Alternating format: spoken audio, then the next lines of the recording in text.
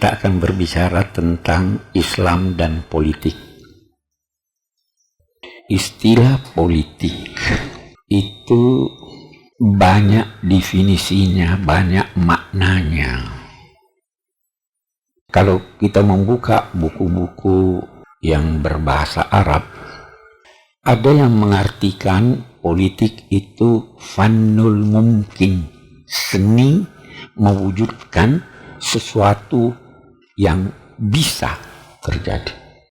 Maka apapun yang bisa terjadi walaupun mustahil menurut kebiasaan, itu bisa menjadi bidang politik. Diduga keras orang yang pertama yang memperkenalkan kata politik itu adalah Plato.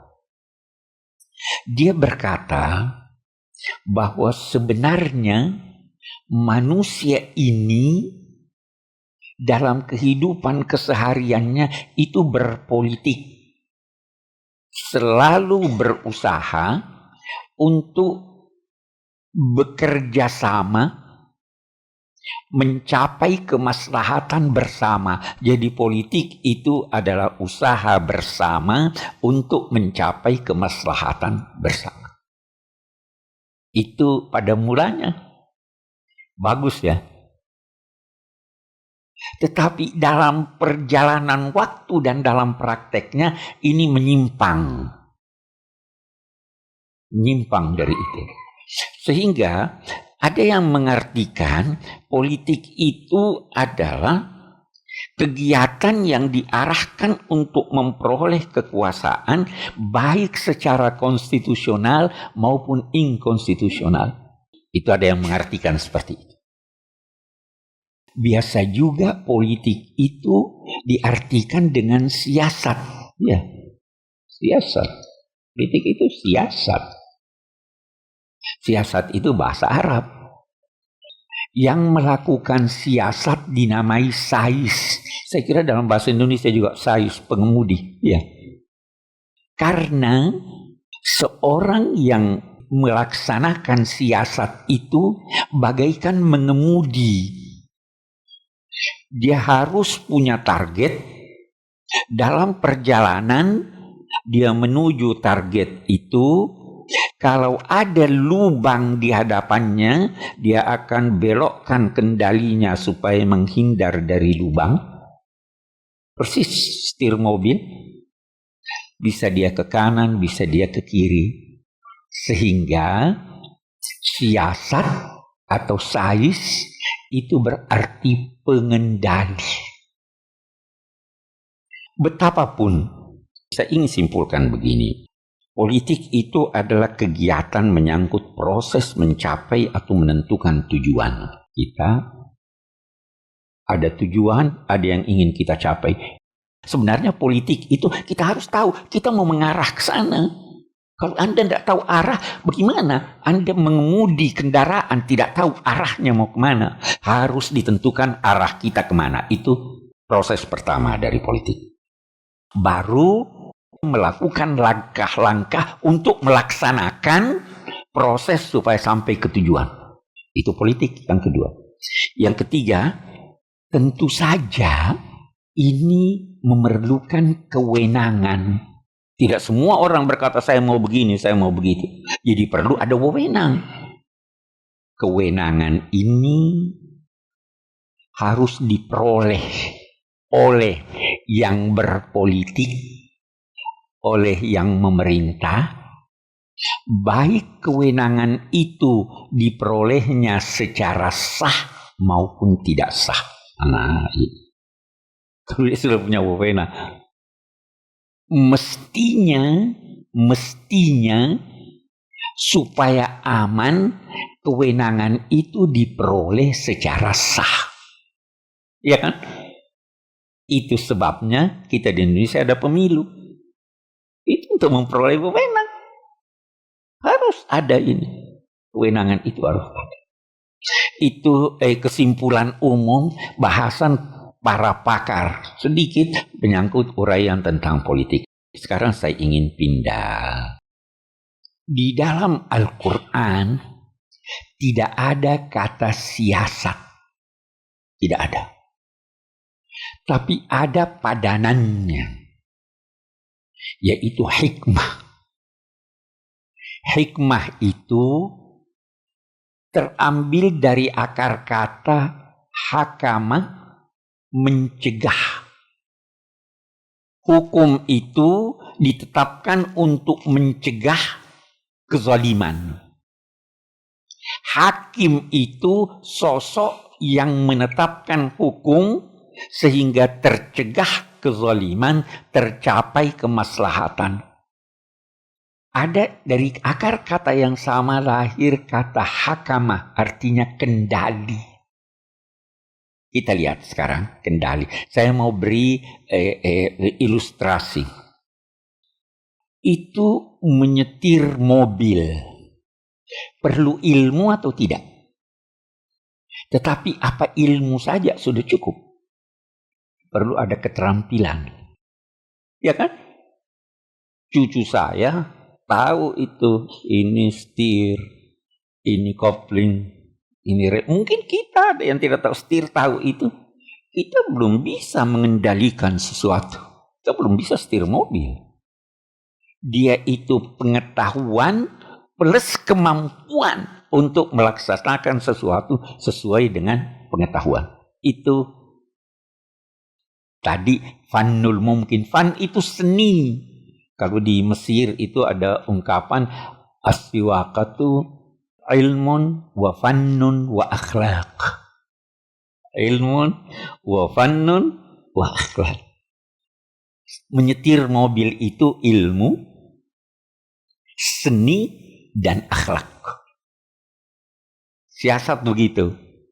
Harus ada pengetahuan, paling tidak menyangkut bidang yang Anda akan tangani, ada seninya, dan ada akhlak. Itu begini, seninya ini itu gimana ya? Ada ungkapan, kalau Anda bersikap keras, kita lihat, bersikap keras menyangkut sesuatu yang membutuhkan kelemah lembutan, maka Anda merusak. Ya. Kalau Anda bersikap lemah lembut pada objek yang memerlukan kekerasan, maka kekerasan akan bertambah. Jadi harus pandai kan? Ada seninya nih. Itu politik seperti itu.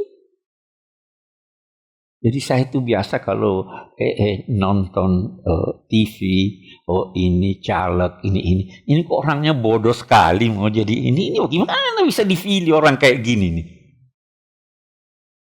Nggak punya pengetahuan. Itu saya ingin bacakan, ada yang saya tulis dari kata hikmah, hakim, Allah hakim. Hakim, kita dengarkan. Al-Hakim, kalau kita terjemahkan secara terbatas, seorang politikus harus yakin tentang pengetahuan dan tindakan yang diambilnya. Dia harus yakin ini sudah benar. Sehingga dia akan tampil dengan penuh percaya diri, tidak ragu-ragu. Tidak berbicara dengan kira-kira, dan tidak pula melakukan sesuatu dengan coba-coba, karena ia telah memiliki pengetahuan atau keahlian paling tidak dalam bidang yang ditanganinya, sehingga ia tidak perlu melakukan coba-coba dalam menerapkan sesuatu.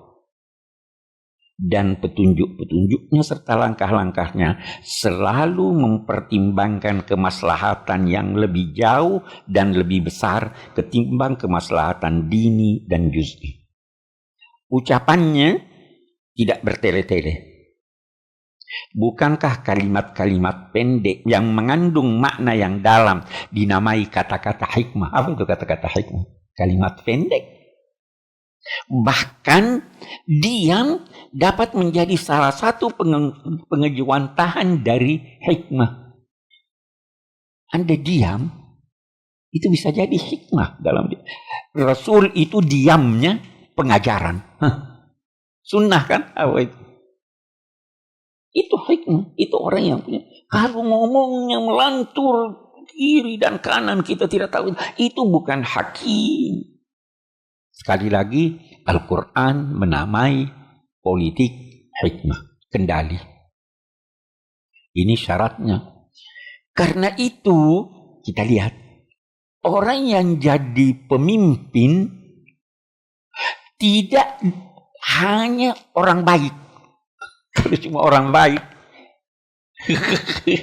iya. Abu Dzar itu diakui hebat, ibadahnya hebat.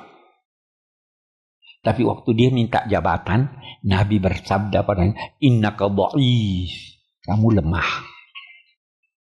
Perlu keberanian mengambil tindakan. Kalau ragu-ragu, masyarakat ikut ragu.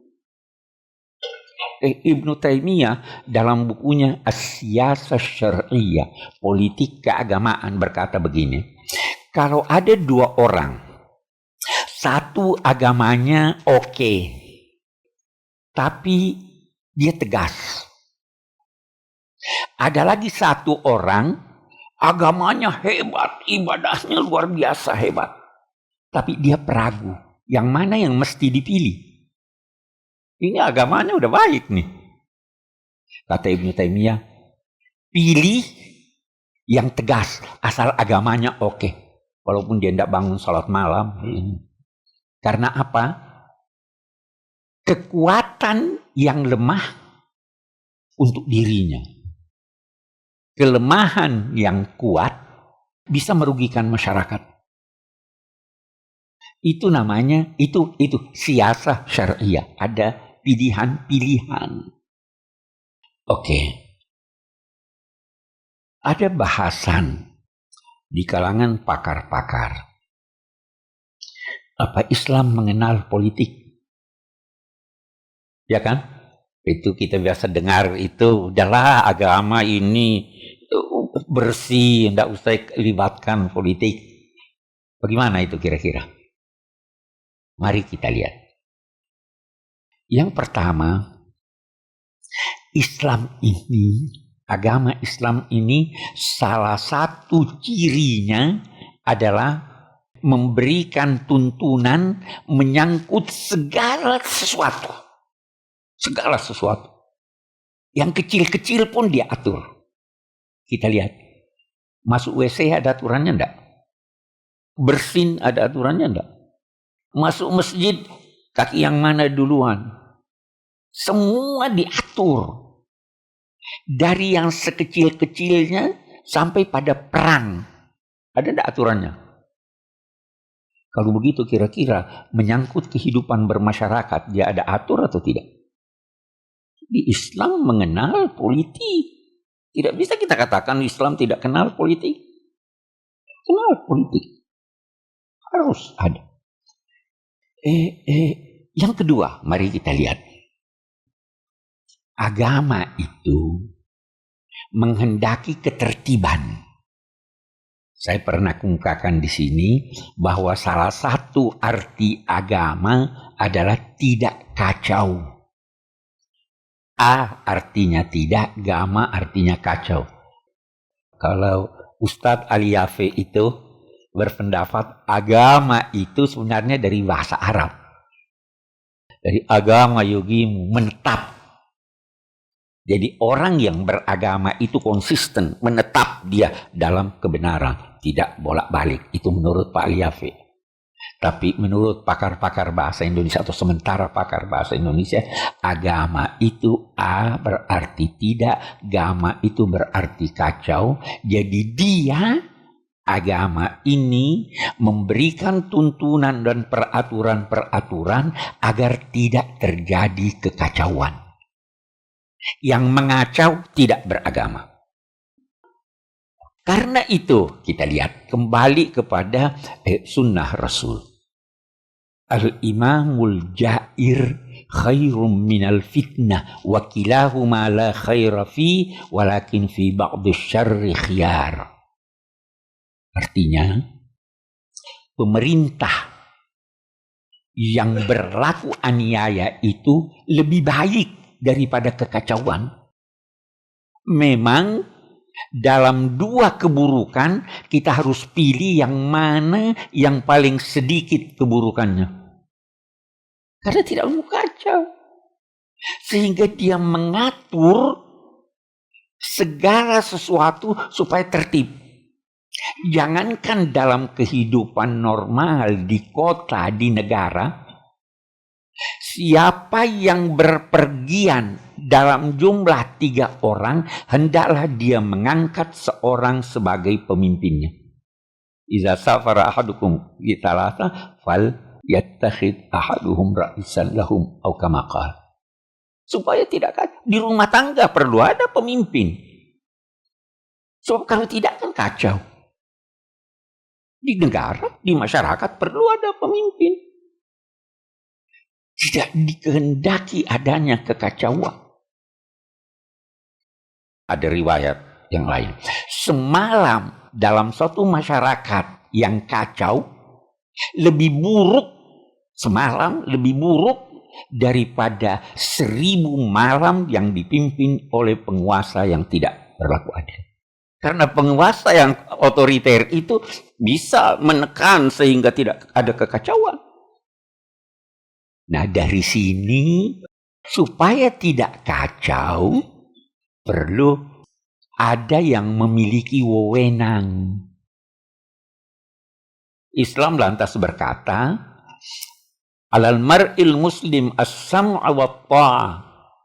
Seorang muslim hendaknya patuh dan taat walaupun yang memimpin mereka itu hamba sahaya dari Habasyah, selama perintahnya tidak bertentangan dengan perintah Allah. Tidak mau kacau. Jadi perlu ada pemimpin. Perlu ada yang berwenang. Itu Islam atur itu. Pernah ada diskusi berkepanjangan. Itu tahun 1925 kalau saya tidak salah. Ada terbit di Mesir satu buku. Ditulis oleh Syekh Ali Abdul Razik, Al-Islam wa Usulul Hukm. Itu buku terbit sewaktu beberapa saat atau menjelang keruntuhan Khilafah Utsmaniyah. Waktu itu sekian banyak raja-raja di wilayah Timur Tengah yang ingin jadi khalifah. Salah satu yang paling menonjol ketika itu Raja Faruk di Mesir. Dia mau jadi khalifah, menguasai alam Islam. Kata sementara analisis, itu sebabnya Raja Faruk memerintahkan agar segera mengakui kemerdekaan Indonesia tahun 45. Supaya menarik perhatian, oh ini kita punya khalifah ini.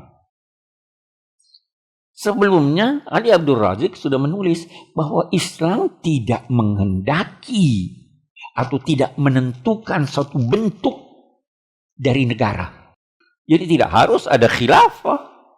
Sekarang kan ada yang memperjuangkan itu. Dulu itu umat Islam tidak mengenal bangsa. Kebangsaan itu baru diperkenalkan oleh Napoleon ketika dia masuk ke Mesir. Dia ingin memecah belah umat Islam. Dia katakan apa? Ini kalian ini bangsa Mesir. Itu yang perintah kalian orang Turki. Sejak itu dikenal. Ada namanya Ummah Masriyah. Nanti ada lagi Ummah Suriyah. Ummah ini. Lahirlah kebangsaan. Itu baru kita kenal bangsa itu. Sebelum itu tidak ada. Yang penting, Ali Abdul Razik berkata, Islam tidak mengatur bentuk pemerintahan. Terserah mau bagaimana. Itu kalau kita di Indonesia, salah seorang yang paling mempopulerkan itu adalah Gus Dur. Tidak ada itu negara Islam, itu tidak ada. Yang ada masyarakat Islam. Kita di Indonesia Pancasila, bukan negara Islam. Tapi ini perbedaan. Sehingga sekarang ada yang diistilahkan Al-Islamu Siyasi, Islam politik,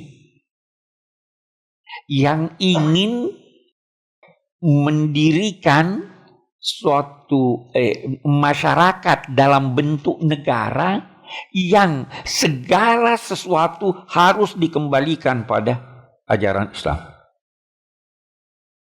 Ini ditentang oleh paham sekuler. Islam tidak mengatur itu individu. Kita berkata, banyak yang berkata bahwa kalaupun kita berkata Islam tidak menuntut mendirikan negara Islam, tetapi Islam menuntut agar umat Islam melaksanakan syariat Islam sesuai dengan kepercayaannya, dan itu dijamin oleh undang-undang, ya kan?